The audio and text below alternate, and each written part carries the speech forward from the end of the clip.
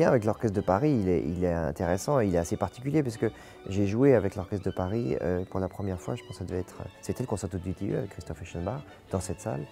Et je pense que c'était tout début 2000. Et puis j'ai beaucoup joué sous la direction d'Eschenbach, on a fait une grande tournée en Chine, une tournée en Allemagne. J'ai dû jouer une vingtaine de fois avec l'Orchestre de Paris et puis plus rien pendant 10 ans. C'est comme ça, il n'y a pas de raison particulière, enfin, en tout cas j'espère. Et depuis 2005, j'avais plus joué du tout avec cet orchestre et donc je reviens avec eux en 2015.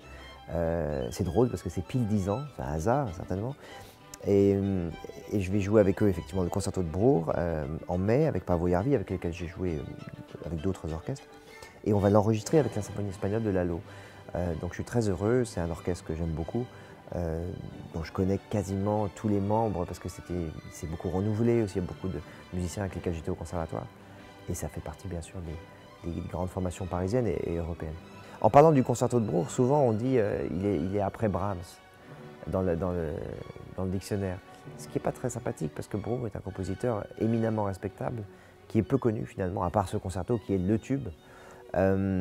J'ai toujours aimé le jouer, c'est un concerto qui a un des plus beaux mouvements lents qui existent, qui est extrêmement bien façonné, extrêmement bien structuré. Il est un peu comme le Mendelssohn, c'est pas pour rien que le couplage célèbre Mendelssohn-Bruch était quelque chose d'extrêmement répandu à l'époque, dans les années, tout le XXe siècle. Concerto assez court et surtout extrêmement, avec des grands guillemets, efficace avec le public. C'est un concerto qui plaît instantanément, qui met en valeur le violoniste.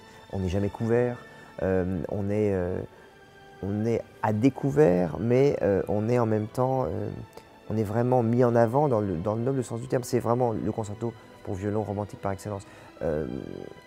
Pas aussi abouti que le concerto de Brahms, pas aussi développé bien sûr, mais c'est un concerto qui est extrêmement plaisant à jouer.